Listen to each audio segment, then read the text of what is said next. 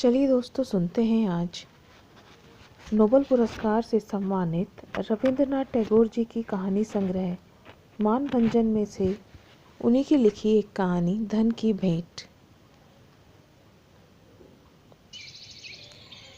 वृंदावन कुंडू नाराज होकर अपने पिता से कहने लगा, मैं इसी समय आपसे विदा होना चाहता हूँ। उसके पिता जगन्नाथ कुंडू ने घृणा प्रकट करते हुए कहा, अभागे नीच, मैंने जो रुपया तेरे पालन पोषण पर खर्च किया है उसे चुकाकर ही ऐसी धमकी देना। जगन्नाथ के घर जैसा खाना पीना होता था उसमें कुछ ज़्यादा खर्चा नहीं आता था। भारत के प्राचीन ऋषि बचत के लिए ऐसी ही वस्तुओं का इंतज़ाम कर लिया करते थे। जगन्नाथ के व्यवहार से लगता था कि वह इस मामले में उन ऋषियों के ही पक्षचिन्हों पर चलना पसंद करता था, आदर्श को निभाने में असमर्थ था। इसका कारण यह था कि जिस समाज में उसका रहन सहन था वह अपने प्राचीन आदर्शों से बहुत गिर चुका था, और कुछ यह कि उसकी आत्मा को शरीर के साथ मिलाए रखने में प्रकृति की संगति थी। जब तक वृंदावन अविवाहित था उसका निर्वाह जैसे तैसे होता रहा, किंतु विवाह के बाद उसने सीमा से बाहर इस उत्तम और सुंदर आदर्श को, जो उसके महामना पिता ने अपना रखा था, त्यागना शुरू कर दिया। ऐसा ज्ञात होता था कि सांसारिक सुख ऐश्वर्य के संबंध में उसके विचार आध्यात्मिकता से भौतिकता की ओर बदल रहे हैं, और खाने पीने की कमी से उसे भूख प्यास सर्दी गर्मी आदि जो कष्ट भी सामने आते हैं उसने उन्हें सहना पसंद न करके संसार के साधारण व्यक्तियों जैसा आचरण करना आरंभ कर दिया। जब से वृंदावन अपने पिता के बनाए उच्च आदर्श को त्यागा, तभी से पिता और पुत्र में कलह आरंभ हो गई। इस कलह ने चरम सीमा का रूप उस समय धारण किया जब वृंदावन की पत्नी अधिक बीमार हुई और उसके इलाज के लिए एक वैद्य बुलाया गया। यहाँ तक का व्यवहार भी क्षमा करने के योग्य था, किंतु जब वैद्यराज ने रोगी के लिए एक कीमती दवा का निर्णय लिया तो जगन्नाथ ने समझ लिया कि वैद्यराज अयोग्य है और वैद्यक के नियमों से बिल्कुल अपरिचित। बस उसने उसी समय उनको मकान से बाहर निकलवा दिया। वृंदावन ने पहले तो पिता से काफ़ी अनुनय विनय की कि दवा जारी रहे, फिर झगड़ा भी किया, परंतु पिता के कान पर जूं तक ना रेंगी। अंत में जब पत्नी स्वर्ग सिधार गई तो वृंदावन का क्रोध अधिक बढ़ गया और उसने अपने पिता को इसके लिए जिम्मेदार ठहराया। जगन्नाथ ने स्वभावतः उसे समझाने की बहुत कोशिश की और कहा, तुम कैसी नासमझी की बातें करते हो? क्या लोग तरह तरह की दवा खाकर नहीं मरते? यदि कीमती दवाएं ही मनुष्य को जीवित रख सकती तो बड़े बड़े राजा महाराजा क्यों मरते? इससे पहले तुम्हारी माँ और दादी मर चुकी हैं, बहू मर गई तो क्या हुआ? समय आने पर सभी को यहाँ से कूच करना है। वृंदावन यदि दुखी और सचेत होकर वास्तविकता समझने लायक ना होता तो संभव था कि उसे इन बातों से कुछ सांत्वना मिलती। इससे पहले मरने के समय उसकी माँ और दादी ने दवा ना पी थी, और दवा ना लेने की यह परंपरा बहुत पहले से इस खानदान में चली आई है।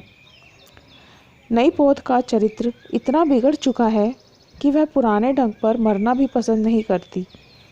जिस युग की चर्चा हम कर रहे हैं उन दिनों अंग्रेज भारत में नए नए आए, किंतु उस समय भी इस देश के बड़े बूढ़े अपने अपनी औलाद के स्वभाव से आश्चर्य और विकलता प्रकट किया करते, और अंत में जब उनकी एक न चलती तो अपने मुंह से लगे हुए हुक्कों से सांत्वना पाने की कोशिश करते। जब मामला चरम सीमा पर पहुंच गया तो वृंदावन से ना रहा गया और उसने आवेश और विकलता के साथ अपने पिता से कहा, मैं जाता हूँ। पिता ने उसे दृढ़ देखकर उसी समय आज्ञा देते हुए कह दिया, चाहे देवता मेरे ढंग को गो हत्या के समान क्यों न समझे, मैं शपथ खाकर कहता हूँ कि तुम्हें अपनी संपत्ति से एक कौड़ी भी नहीं दूंगा।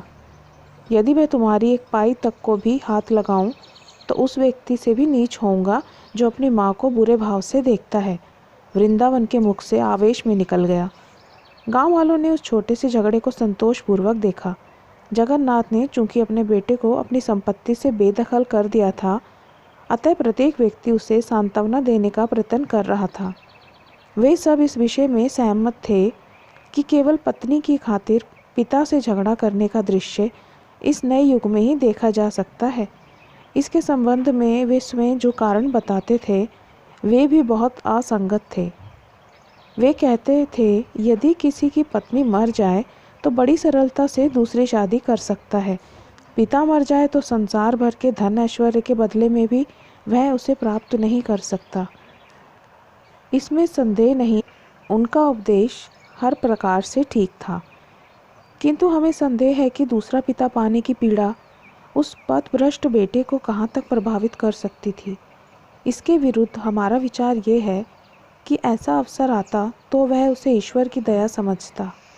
वृंदावन के अलग होने का दुख उसके पिता जगन्नाथ को तनिक भी अनुभव ना हुआ। इसके कुछ विशेष कारण थे। एक तो यह है कि उसके चले जाने से घर का खर्च कम हो गया और दूसरे हृदय से एक भारी चिंता दूर हो गई। हर समय उसे इस बात का भय रहता था कि कहीं मेरा बेटा मुझे विष देकर मार न दे। जब कभी वह भोजन करने बैठता तो यही विचार उसे विकल कर देता कि इसमें विष ना मिला हुआ हो। यह चिंता किसी सीमा तक वृंदावन की पत्नी का स्वर्ग हो जाने पर दूर हो गई थी, किंतु अब वह बिल्कुल ही ना रही।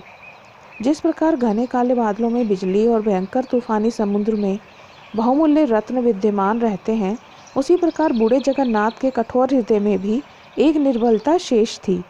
वृंदावन जाते समय अपने साथ अपने 4 वर्षीय पुत्र गोकुल चंद को भी ले गया था। चूँकि उसकी खुराक और वस्त्रों का खर्चा बहुत कम था, इसलिए जगन्नाथ को उससे बहुत प्रेम था।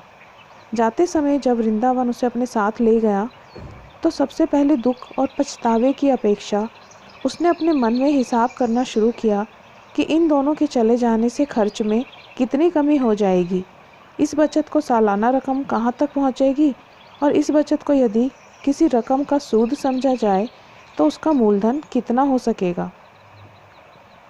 जब तक गोकुलचंद घर में था वह अपनी चंचलता से एक जगन्नाथ का ध्यान अपनी ओर आकर्षित रखता था, परंतु उसके चले जाने पर कुछ दिनों में ही बूढ़े को ऐसा अनुभव होने लगा कि घर काटने को दौड़ता है। इससे पहले जिस समय जगन्नाथ पूजा पाठ में तल्लीन होता तो गोकुलचंद उसे छेड़ा करता।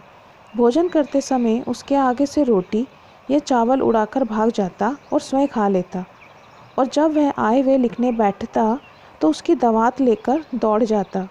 किंतु अब उसके चले जाने पर ये सभी बातें दूर हो गई।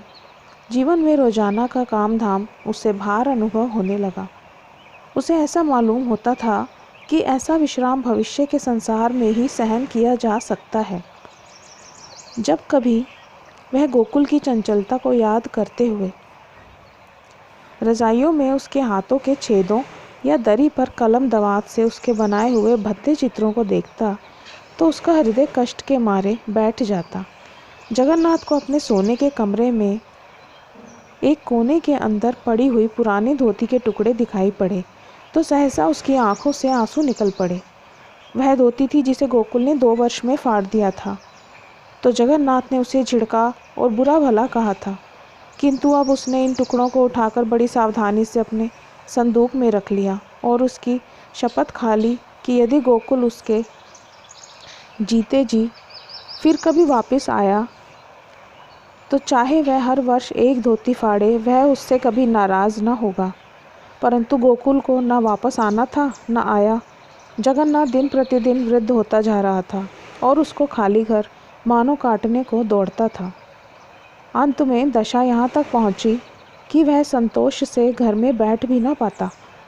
दोपहर को जब गांव के सब लोग अपने अपने घरों में सोए होते तो जगन्नाथ नारियल हाथ में लिए गलियों में घूमता दिखाई देता। गांव के लड़के जब कभी उसे अपनी ओर आता देखते तो खेल छोड़कर दूर जा खड़े होते और ऐसे गीत गाने लगते जिसमें एक स्थानीय कवि ने वृद्ध जगन्नाथ के कंजूस स्वभाव की प्रशंसा की थी।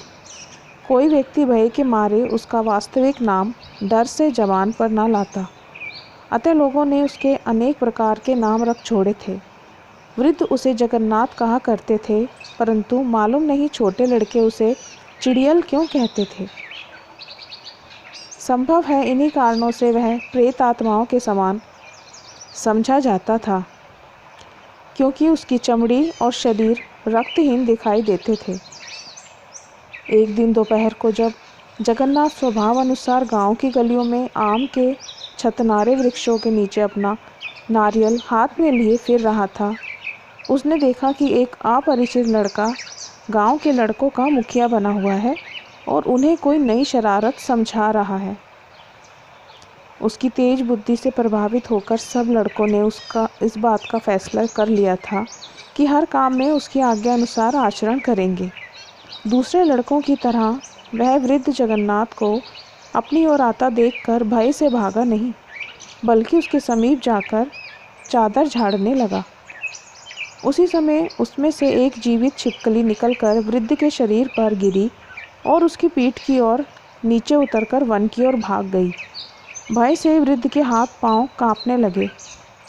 यह देखकर सब लड़के बहुत प्रसन्न हुए, प्रसन्नता से चिल्लाने लगे। वृद्ध जगन्नाथ बड़बड़ाता और गालियां देता हुआ बहुत दूर निकल गया, किंतु उसके कंधों पर पड़ा रहने वाला अंगोछा सहसा गायब हो गया और दूसरे ही क्षण उस अपरिचित लड़के के सिर पर बंधी हुई पगड़ी के रूप में दिखाई देने लगा। यह देखकर जगन्नाथ पहले तो कुछ चिंतित हुआ, फिर वह गांव की प्रतिदिन की कठोरता को इस प्रकार पराजित होते देखकर प्रसन्न भी हुआ। काफ़ी दिनों से लड़के उसकी छाया ही देखकर दूर भाग जाया करते थे और उसे उनसे बोलने और बातचीत करने का अवसर ही ना मिलता था। अपरिचित लड़का इस शरारत के बाद दूर भाग गया था, किंतु बहुत फुसलाने पर वह उस वृद्ध के समीप आया। फिर दोनों में इस तरह बातें होने लगी। बेटा, तुम्हारा नाम क्या है? नितई पाल। घर कहाँ है?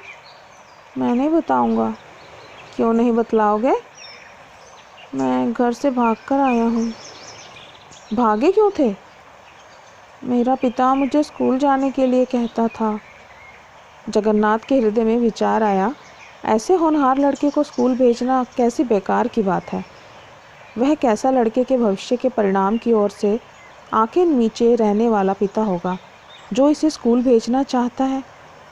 थोड़ी देर बाद वह कहने लगा, अच्छा, तुम मेरे घर रहना पसंद करोगे? लड़के ने उत्तर दिया, क्यों नहीं। उस दिन से वह लड़का उसके घर रहने लगा। उसे घर में प्रवेश करते हुए इतना भी भय ना हुआ जितना अंधेरे में किसी वृक्ष के नीचे जाने से हो सकता है। इतना ही नहीं, बल्कि उसने अपने खान पान और रहन सहन के विषय में ऐसे निडर होकर प्रश्न करने आरंभ किए जैसे वह उस घर में वर्षों से परिवार का अंश रहा है। यदि कोई बात उसकी इच्छा अनुसार ना होती तो वह जगन्नाथ से झगड़ा आरंभ कर देता। जगन्नाथ अपने बेटों को तो डरा धमका भी लेता, परंतु उसे बस में लाना सरल ना था। उसे उसकी हर बात माननी पड़ती। गांव के लोग आश्चर्य में थे कि जगन्नाथ ने नितई पाल को इतना सर क्यों चढ़ा रखा है। यह सर्वविदित था कि वृद्ध अब कुछ दिन नहीं तो कुछ सप्ताह का अतिथि है और वे यह सोचकर बहुत दुखित होते थे कि उसके स्वर्ग सिधारने पर उसकी संपत्ति का अधिकारी यही लड़का होगा। वे सब इस बात पर लड़के से ईर्ष्या करने लगे थे। उन्होंने उसे नुकसान पहुंचाने का फैसला कर लिया था, परंतु जगन्नाथ उसकी ऐसी निगरानी रखता जैसे वह उसकी पसली की हड्डी हो। कभी कभी लड़का धमकी देकर कहता, मैं घर चला जाऊंगा। ऐसे अवसर पर वृद्ध लोभ लालच का जाल बिछाकर कहता, मैं अपनी सारी संपत्ति तुमको ही दे दूंगा। लड़का हर प्रकार से कम आयु का था, तब भी इस बात का महत्व खूब समझता था। गांव वालों से और कुछ न हो सका तो उन्होंने उस लड़के के बाप के बारे में जांच पड़ताल आरंभ की। उन्हें यह सोचकर बहुत दुख होता कि माता पिता उसकी याद में दुखी होंगे। लड़का बड़ा चंचल है जो उन्हें इस प्रकार छोड़कर भाग आया। वे उसे हजार हजार गालियां देते होंगे, किंतु ये सब बातें वे जिस आवेश में करते थे उससे साफ होता था कि वे न्याय नहीं ईर्ष्या से काम ले रहे हैं। एक दिन वृद्ध को किसी बटोही की जवानी पता चला कि दामोदर पाल अपने बेटे की खोज में आसपास के गांवों और कस्बों में फिर रहा है और कुछ ही समय में वह इस गांव में आ सकता है। नितई ने जब यह बात सुनी तो सहज ही वह धन संपत्ति छोड़कर अपने पिता के पास जाने के लिए तैयार हो गया।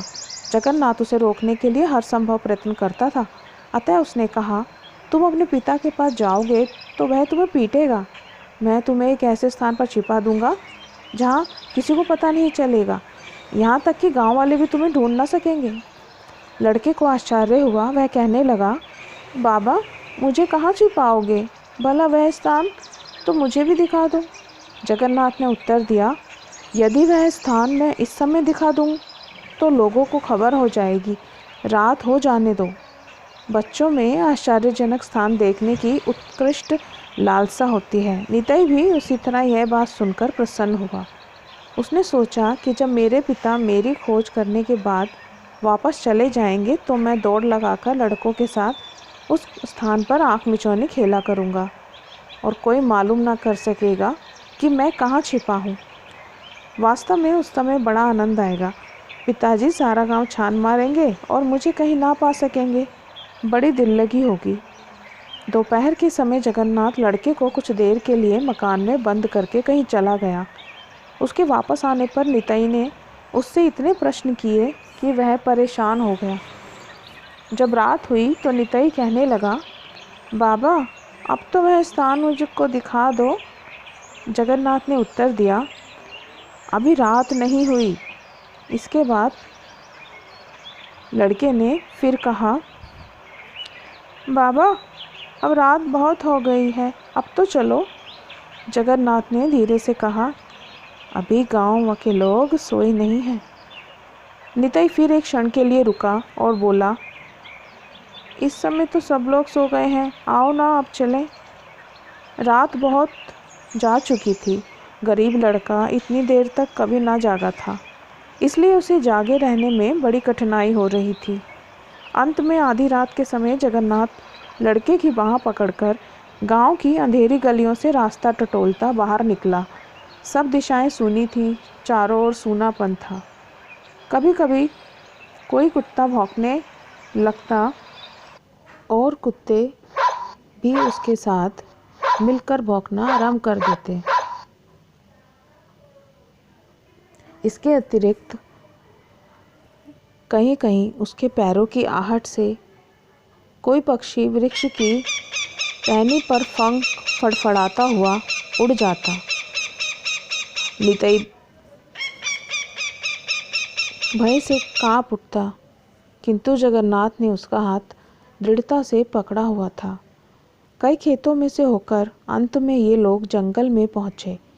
यहाँ एक पुराना मंदिर था जिसमें किसी भी देवता की मूर्ति ना दिखाई पड़ती थी।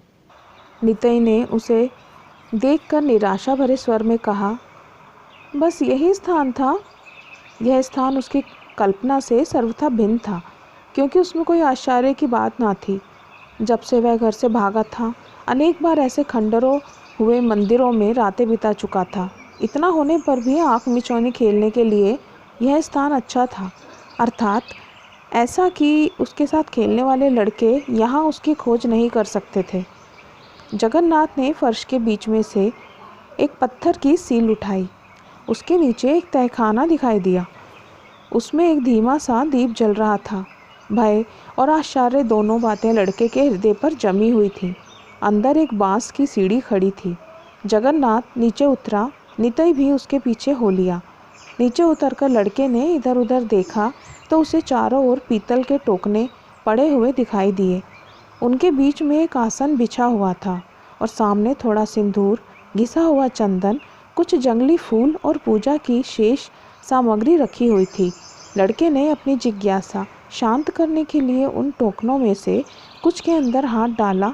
जब बाहर हाथ निकाल कर देखा तो मालूम हुआ कि उनमें रुपए और सोने की मोहरें भरी हुई हैं। इतने में वृद्ध जगन्नाथ ने निताई से कहा, निताई, मैंने तुमसे कहा था ना कि मैं अपनी सारी संपत्ति तुम्हें दे दूंगा। मेरे पास कोई अधिक संपत्ति नहीं है, किंतु जो कुछ भी है वह इन पीतल के टोकनों में भरी है और यह सब मैं आज तुम्हारे हवाले करना चाहता हूँ। निताई प्रसन्नता के मारे उछल पड़ा और बोला, सच? क्या तुम इनमें से 1 रुपया भी अपने पास ना रखोगे? वृद्ध ने उत्तर दिया, यदि मैं इसमें से कुछ लूँ तो मेरा वह हाथ कोड़ी हो जाए, किंतु यह संपत्ति मैं तुम्हें एक शर्त पर देता हूँ।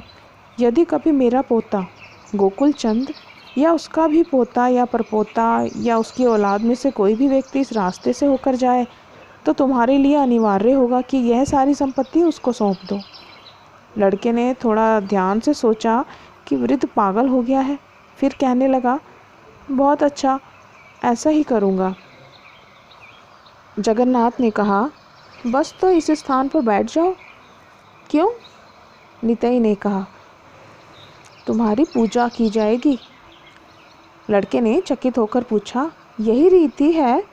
वृद्ध ने उत्तर दिया, हाँ, यही रीति है। लड़का उछलकर तुरंत आसन पर बैठ गया।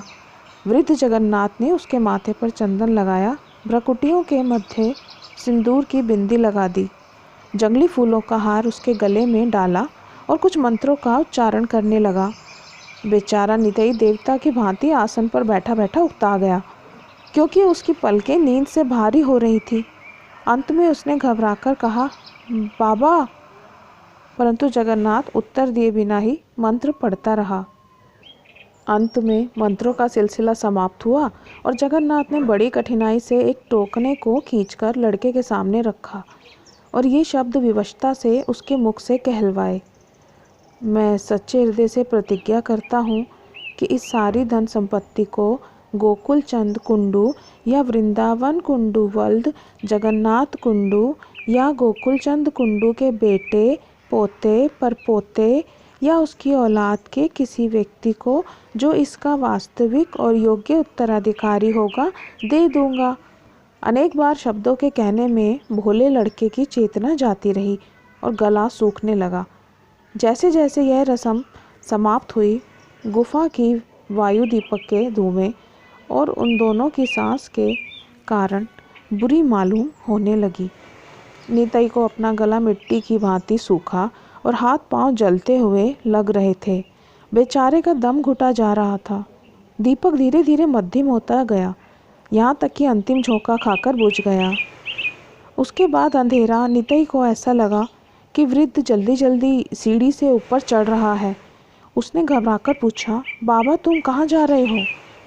जगन्नाथ ने ऊपर की ओर चढ़ते हुए उत्तर दिया, मैं अब जाता हूँ, तुम यहाँ रहो, यहाँ तुम्हें कोई ढूंढ ना सकेगा।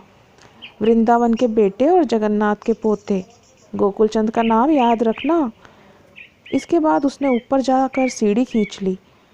लड़के ने रूंधे और दयनीय स्वर में कहा, मैं अब अपने पिता के पास जाना चाहता हूँ, यहाँ मुझे डर लगता है। जगन्नाथ ने उसकी परवाह न करते हुए गुफा के मुंह पर पत्थर की शिला रख दी। दोनों जांघों को मोड़कर झुका और अपने कान पत्थर के समीप लगाकर सुनने लगा। अंदर से आवाज़ आई, बाबा जी, बाबा जी। फिर किसी भारी वस्तु के फर्श पर गिरने की आवाज़ सुनाई दी और उसके बाद शांति छा गई। इस प्रकार अपनी संपत्ति उसे सौंपकर वृद्ध जगन्नाथ ने जल्दी जल्दी पत्थर के ऊपर मिट्टी डालनी आरंभ कर दी। उस पर उसने टूटी फूटी ईंटें और चूना रख दिया और फिर मिट्टी बिछाकर उसमें जंगली घास और बूटियों की जड़ें गाड़ दी। रात शायद समाप्त हो चुकी थी, परंतु वह उस स्थान से हटकर घर ना जा सका। रह रहकर अपना कान धरती पर लगाकर आवाज़ सुनने का प्रयत्न करता। ऐसा मालूम होता था कि अब भी उस गुफा के अंदर या पृथ्वी की अथाह गहराइयों में से एक वेदना युक्त क्रंदन सुनाई दे रहा है। उसे ऐसा भान होता था कि रात में आकाश पर केवल वही एक आवाज़ छाई हुई है और संसार के सब व्यक्ति उस आवाज़ से जागकर बिस्तरों में बैठे उसे सुनने का प्रयत्न कर रहे हैं। पागल वृद्ध आवेश में आकर और अधिक मिट्टी डाले जाता था। वह चाहता था कि उस आवाज़ को दबा दे, किंतु इस पर भी रह रहकर वह आवाज़ उसके कानों में आ रही थी। बाबा जी, हाय बाबा जी, उसने पूरी शक्ति से धरती पर पांव मारकर चिल्लाते हुए कहा। चुप रहो, लोग तुम्हारी आवाज़ सुन लेंगे। फिर भी उसे मालूम हुआ कि हाय बाबा जी, हाय बापू की आवाज़ें रह रहकर सुनाई दे रही हैं। इतने में सूर्य उदय हुआ और जगन्नाथ कुंडू मंदिर को छोड़कर खेतों की ओर आ गया। वहाँ भी किसी ने उसके पीछे से आवाज़ दी, बापू। घबराहट की दशा में जगन्नाथ ने पीछे फिर देखा तो उसका पुत्र वृंदावन था। वृंदावन कहने लगा, मुझे पता है कि मेरा बेटा आपके घर में छिपा हुआ है। उसे मुझे दे दो। यह सुनकर वृद्ध की आंखें फैल गई, मुंह चौड़ा हो गया और उसने मुड़कर पूछा, क्या कहा, तुम्हारा बेटा? वृंदावन ने कहा, हाँ, मेरा बेटा गोकुल। अब उसका नाम नितई पाल है और मैंने अपना नाम दामोदर पाल प्रसिद्ध कर रखा है। तुम्हारी मनहूसी और कंजूसी की बात चारों ओर इतनी फैल चुकी थी कि विवश होकर मुझे अपना वास्तविक नाम बदलना पड़ा, वरना संभव था कि लोग हमारा नाम लेने से भी सकुचाते।